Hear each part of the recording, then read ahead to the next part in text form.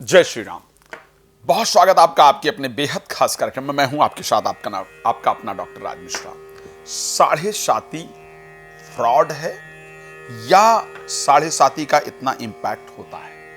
साढ़े साती अच्छी है या साढ़े साती बुरी है? ये एक बहुत बड़ा प्रश्न है, बहुत बड़ा विषय है। कुछ लोगों को कहते हुए सुना है कि साढ़े साती आई तब से मेरा जीवन बन गया। कुछ लोगों को कहते सुना है कि साढ़े साती आई तब से मेरा जीवन बर्बाद हो गया। मुझे बड़ा अजीब लगता है, वेद क्या कहता है, ये बड़ा इंपॉर्टेंट है। खैर, साढ़े साती कब कब किस पर रहेगी, पहले इसकी जानकारी देता हूं, फिर और चीजों पर चर्चा करूंगा। उससे पहले आपको बता दूं कि यदि आप श्री राम कथा, श्रीमद् भागवत कथा, श्री श्रीमद् महापुराण की कथा अपने क्षेत्र में कराना चाहते हैं और मेरे मुखारविंद से चाहते हैं, और आप चाहते हैं कि संगीतमय हो, आनंददायक हो, तो आप उसके लिए मेरे साथ संपर्क कर सकते हैं या कर सकती हैं, बातचीत कर सकते हैं या कर सकती हैं, आप उसको करा सकते हैं। एक बात और आपको बड़ा क्लियरली बताना चाहता हूं मैं कि साढ़े साती को लेकर के, अच्छा, रात को 9 बजे, दोपहर को 12 बजे लाइव भी आता हूं, मेरे साथ लाइव जुड़ सकते हैं, लाइव फ्री होता है। बाकी समय कॉल अपॉइंटमेंट लेकर के आप मेरे साथ चर्चा कर सकते हैं, जानकारी प्राप्त कर सकते हैं, जो भी आपको जानना है। बात करें अगर साढ़े साती कब कब किस पर होगी, 29 मार्च 2025 से साढ़े साती रहेगी कुंभ राशि पर, मीन राशि पर और मेष पर। कुंभ, मीन, मेष, 3 राशियों पर साढ़े साती होगी। साढ़े साती कब होती है? जब शनि आपके राशि से एक राशि आगे होते हैं या एक राशि पीछे होते हैं, या आपकी राशि में, तो आप पर साढ़े साती होती है। जब आपकी राशि से एक राशि पीछे जाते हैं तो पहला चरण साढ़े साती का आपके ऊपर प्रारंभ हो जाता है। आपकी राशि में होते हैं तो दूसरा चरण होता है, और आपकी राशि से अगले राशि में आते हैं तो तीसरा चरण होता है। लेकिन अभी इस बात को जरूर बताऊंगा, इसको ध्यान रखिए, साढ़े साती एक प्रकार का स्कैम है, एक प्रकार का शायद डराने की वस्तु साढ़े साती लोगों को मिल गई है। मैं इस बात को बड़ा क्लियर तरीके से कहना चाहता हूं, मैं उसको डिफाइन भी करूंगा कि आखिर मैं इसको कह क्यों रहा हूं, क्या है ऐसा जिस कारण से मैं इस शब्द को बोल रहा हूं। 29 मार्च 2025 से कुंभ राशि, मीन राशि और मेष राशि, इस पर साढ़े साती रहेगी। 3 जून 2027 से कुंभ राशि पर साढ़े साती खत्म हो जाएगी। मीन राशि का साढ़े साती का दूसरा चरण प्रारंभ हो जाएगा। मीन राशि, मेष राशि और वृष राशि का साढ़े साती प्रारंभ हो जाएगा, इस पर रहेगी। 20 अक्टूबर 2027 कुंभ राशि पर फिर भी साढ़े साती का थोड़ा इंपैक्ट रहेगा। मीन और मेष पर इसका प्रभाव रहेगा, बिकॉज शनि वक्री हो जाएंगे तो कुंभ पर भी उसका प्रभाव तब तक रहेगा। ओके, मीन, मेष, वृष पर से इसका प्रभाव कम हो जाएगा, इसको ध्यान रखिएगा। 23 फरवरी 2028 मीन राशि, शनि मेष में हो जाएंगे तो मीन राशि, मेष राशि और वृष राशि पर साढ़े साती का इंपैक्ट रहेगा। 8 अगस्त 2029 वृष में शनि चले जाएंगे, तो वृष में शनि के जाने से मीन राशि पर साढ़े साती खत्म हो जाएगी। मेष, वृष और मिथुन राशि की साढ़े साती प्रारंभ हो जाएगी। 5 अक्टूबर 2029 फिर से शनि वक्री हो जाएंगे, तो मीन और मेष, वृष से साढ़े साती का प्रभाव रहेगा। मिथुन पर इस टाइम पर इंपैक्ट नहीं रहेगा। 17 अप्रैल 2030 शनि फिर से वृष में चले जाएंगे, तो मेष, वृष, मिथुन पर साढ़े साती का प्रभाव रहेगा। 31 मई 2032 शनि मिथुन राशि में चले जाएंगे। वृष, मिथुन और कर्क, यानी यहां पर मेष राशि पर जो साढ़े साती का इंपैक्ट होगा वो नहीं रह जाएगा। फिर 13 जुलाई 2034 शनि कर्क राशि में प्रवेश कर जाएंगे, और यहां पर मिथुन, कर्क और सिंह राशि में साढ़े साती का इंपैक्ट होगा। 27 अगस्त 2036 कर्क, सिंह और कन्या, शनि सिंह में चले जाएंगे। कर्क, सिंह और कन्या राशि पर साढ़े साती का प्रभाव रहेगा। तो ये 2036 तक किस पर साढ़े साती रहेगी और किस पर साढ़े साती नहीं रहेगी, इसके बारे में हमने जानकारी देने का प्रयास किया है। अभी साढ़े साती स्पेशली मेष राशि पर आई है। अब साढ़े साती गलत होती है या सही होती है? क्या साढ़े साती को लेकर के इतना डरना सही है जो समाज में एक डर फैलाया जाता है? मुझे लगता है कि ज्योतिष के लिए ऋषि पराशर ने कहा था कि भूतम च भविष्यम च वर्तमानम तथैव च सर्वप्रदर्शकम शास्त्रम सिद्धि मोक्ष प्रदायकम। ज्योतिष किस लिए था? ज्योतिष डराने का विषय नहीं है। ज्योतिष ये जानने का विषय है कि मुझे किस मुहूर्त में ब्रह्म का ध्यान करना चाहिए, किस मुहूर्त में परमात्मा का ध्यान करना चाहिए। अपनी कथाओं में इस पर चर्चा करता हूं, किस मुहूर्त में ब्रह्म का ध्यान करना चाहिए, किस मुहूर्त में परमात्मा का स्मरण करना चाहिए, और इस मुहूर्त में परमात्मा का स्मरण करने से, ब्रह्म का ध्यान करने से मुझे मेरे ग्रह कौन कौन सी परिस्थिति में होंगे ताकि मैं भगवान की प्राप्ति कर सकूं। सिद्धि मोक्ष प्रदायकम, सिद्धि किसी भी चीज की हो, ज्योतिष के माध्यम से किसी भी चीज की सिद्धि की बात करूं, चाहे विद्या की सिद्धि की बात करूं, संतान की सिद्धि की बात करूं, चाहे मैं किसी प्रकार के भी सिद्धि की बात करूं, धन के सिद्धि की बात करूं, साधना के सिद्धि की बात करूं, व्यापार की सिद्धि की बात करूं, वो सारी सिद्धियां अगर प्राप्त होती हैं तो उसमें ज्योतिष का एक महत्वपूर्ण योगदान था। यानी अपने मंजिल को प्राप्त करने का, अपने कामयाबी को प्राप्त करने का अगर एक रास्ता कोई है तो ज्योतिष है। लेकिन हुआ क्या? हुआ ये कि डर फैला दिया गया। साढ़े साती के नाम पर आज लोगों को खूब डराया गया। मैं ये नहीं कह रहा हूं कि साढ़े साती नुकसान नहीं करती, इसको ध्यान रखिएगा। मैं आऊंगा उस विषय पर, क्यों मैं इस विषय को कह रहा हूं। साढ़े साती के नाम पर लोगों को, आपके ऊपर काल सर्प योग है, आपका तो ऐसा हो जाएगा, आपके ऊपर साढ़े साती का प्रभाव। अरे आज अगर शनिदेव खुद होते तो कहते भाई मैंने क्या बिगाड़ा है आप सबका, हाँ? आप कर्म करते हो, मैं उसका रिजल्ट देता हूं। मुझे काल पुरुष की कुंडली में 10th और 11th हाउस प्राप्त है, यानी अगर आप कर्म करोगे तो मैं आपको उसका फल दूंगा। फिर मेरे बारे में इतनी अनर्गल बातें क्यों? मुझे आखिर इतना ब्लेम क्यों? शनि चालीसा बनाने वाले लोगों ने, शनि के लिए वेद कहता नीलांजन समाभाषम रविपुत्र माग्रन छाया मारतम संभूतम तम प्रणमामि शनिश्चरम। हाँ, शनि की आराधना की गई है। शनि के लिए कहा गया सन्नो देवी रभिश्रया आपो भवन्तु पीतयो संयो रभि स्रवन्तुना, ये वेद ने कहा। मतलब वेद ने कहीं भी शनि की बुराई नहीं की, पुराणों ने कहीं भी शनि की बुराई नहीं की। लेकिन फिर आया शनि चालीसा और बहुत सारी चीजें आई, उसमें शनि के लिए कह दिया गया कि राजा नल को ऐसा हुआ तो राजा विक्रमादित्य को ऐसा हुआ तो उसमें शनि की रिस्पॉन्सिबिलिटी थी, राम जी को वन हुआ तो उसमें शनि की रिस्पॉन्सिबिलिटी थी, रावण मारा गया तो शनि की रिस्पॉन्सिबिलिटी थी। इतना कुछ करके शनि को इस दुनिया का सबसे बड़ा विलेन साबित कर दिया गया। मुझे लगता है सबसे बड़ा विलेन जो उसमें होता ना मूवी में, जो सबसे खतरनाक वाला होता, वैसा साबित कर दिया गया। मुझे लगता है ये सब फालतू की मूर्खता और कुछ नहीं। मैं ये नहीं कह रहा हूं कि साढ़े साती का इंपैक्ट नहीं होता है, लेकिन मैं 2 उदाहरण देता हूं और प्लीज इस पर विचार कीजिएगा। आप मुझ पर एस्ट्रोलॉजिकली किसी विषय पर डिस्कस कर सकते हैं, मैं डिस्कस करने के लिए तैयार हूं। आज ज्योतिष में 3 महीना ज्योतिष किसी ने पढ़ लिया है, वो ज्योतिषी है। थोड़ा सा सोशल मीडिया से ज्योतिष पढ़ लिया है, बस उसके बाद ज्योतिषी वो अपने आप को मानता है। हमारे ऋषि मुनियों ने इतने समय तक ज्योतिष पर डिस्कस किया है। शनि के लिए साढ़े साती में मैं पहला उदाहरण आपको दूंगा। नरेंद्र मोदी, आदरणीय प्रधानमंत्री भारत वर्तमान परिस्थिति में, नरेंद्र मोदी जी, जिनके की साढ़े साती के समय पर 2014 और अगला इलेक्शन आई थिंक 2019, यस 2019, 2014, दोनों समय पर शनि साढ़े साती का प्रभाव था। दोनों समय पर शनि साढ़े साती का प्रभाव था।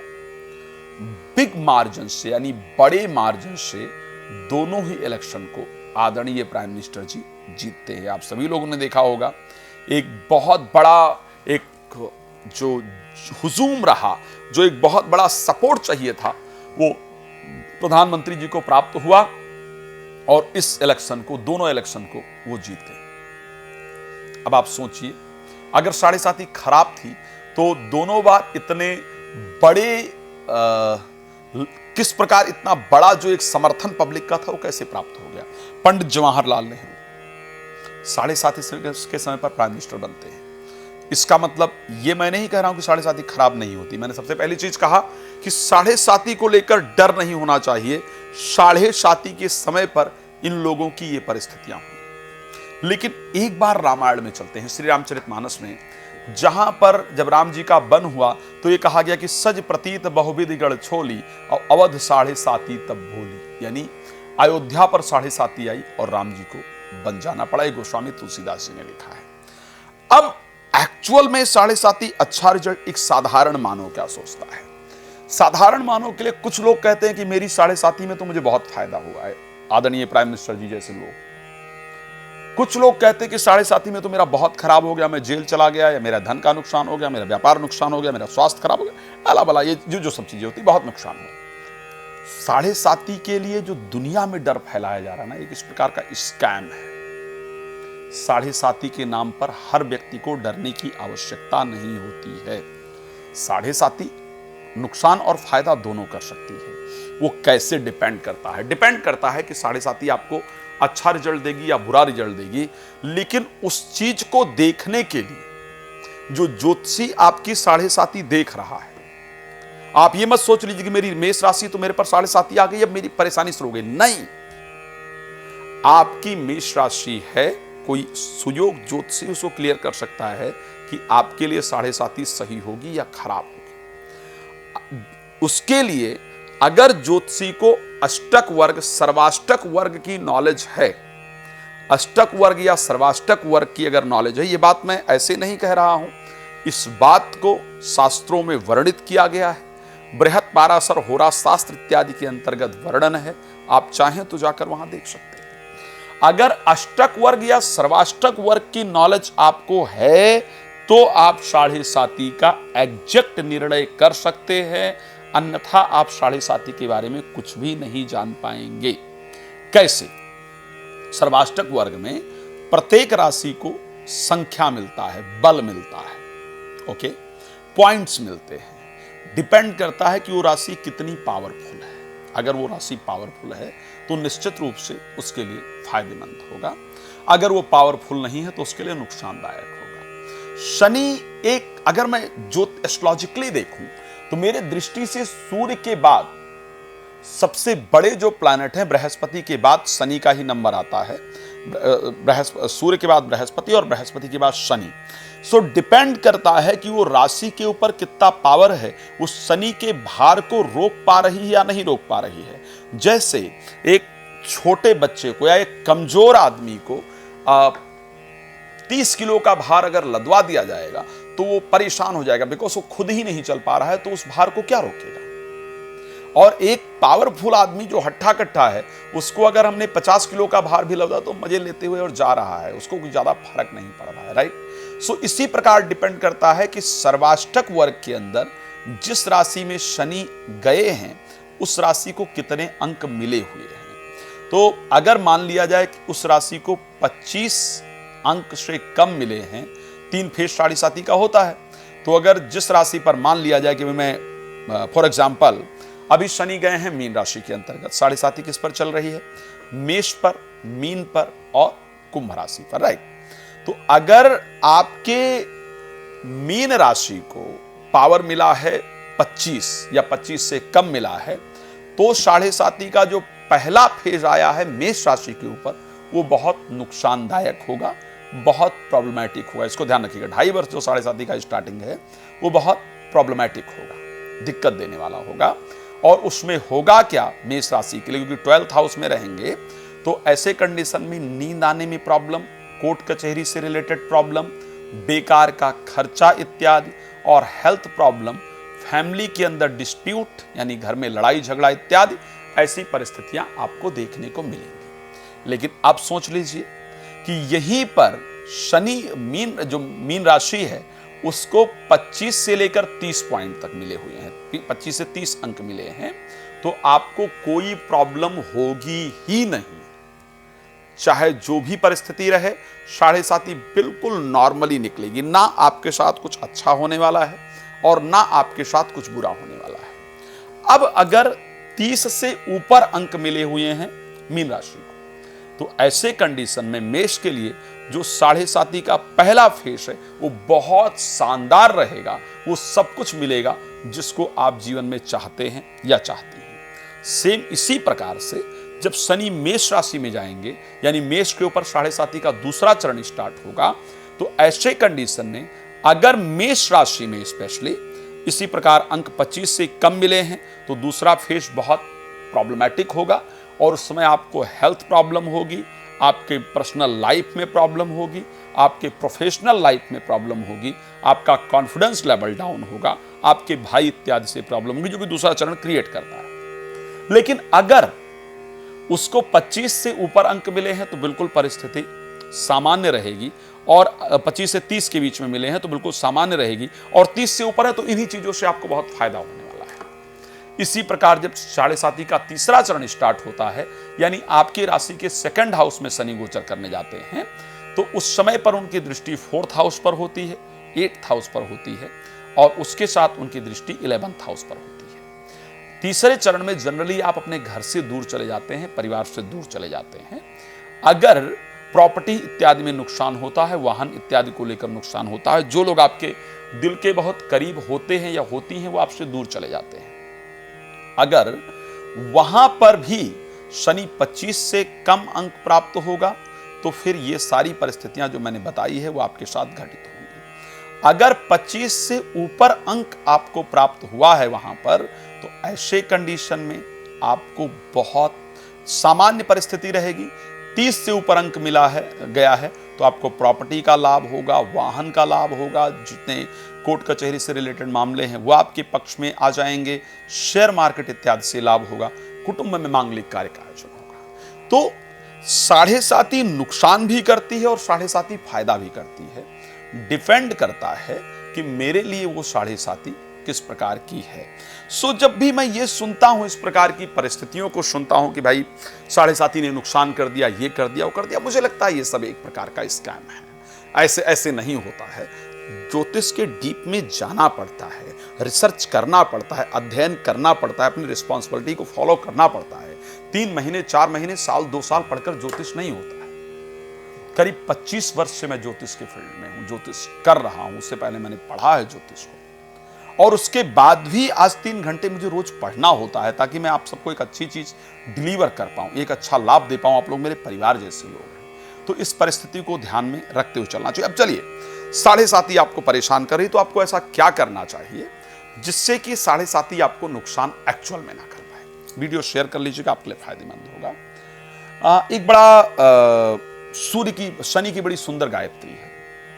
सूर्यपुत्राय विद्महे, सूर्यपुत्राय विद्महे, मृतो रूपाय धीमहि, तन्नो शौरिः प्रचोदयात्। इस मंत्र को रोज 108 बार जप कर लीजिए, 11 बार जप कर लीजिए, 7.5 नुकसान नहीं करेगी। दूसरा बड़ा सुंदर तरीका है, शनिवार मंदिर में जाकर सेवा करना शुरू कर दीजिए, सफाई करना शुरू कर दीजिए। गरीब लोग हैं उनकी सेवा करना शुरू कर दीजिए। 7.5 का शनि चाहते हैं कि मेरे जैसा व्यवहार आप कीजिए। ओके, शनि चाहते हैं कि मेरे जैसा आप व्यवहार कीजिए। अगर उनके जैसा आप व्यवहार करते हैं तो निश्चित रूप से आपके लिए 7.5 शनि नकारात्मक इंपैक्ट देते नहीं हैं, अच्छा फल आपको प्रदान करते हैं। शनि की दृष्टियां सबसे अधिक नुकसानदायक होती हैं। इन दृष्टियों पर हम जरूर चर्चा करेंगे, ढैया पर हम जरूर चर्चा करने का प्रयास करेंगे। एक बिछुआ के पेड़ की जड़, शनि की 7.5 चल रही हो, बिछुआ के पेड़ की जड़ पहन लिया जाए और 9 मुखी रुद्राक्ष पहन लिया जाए तो शनि की 7.5 का बैड इंपैक्ट नहीं पड़ता है। और कुछ विस्तार से जानना चाहें तो आप मुझे कॉल कर सकते हैं, मेरे साथ बात कर सकते हैं। मेरा प्रयास रहेगा कि आपको एक अच्छी जानकारी प्राप्त हो। रात को 9 बजे, दोपहर को 12 बजे लाइव आता ही हूँ, और मैं प्रयास कर रहा हूँ एक नवग्रह को लेकर के एक कथा लेकर आई जाए। जो लोग चाहते हैं कि ज्योतिष की एक कथा हो नवग्रह को लेकर, उस पर चर्चा करें, आप लोग मुझे कॉल कर सकते हैं। भगवान आपको बहुत सुखी रखें। इसी शुभकामना के साथ बहुत धन्यवाद। जय श्री राम।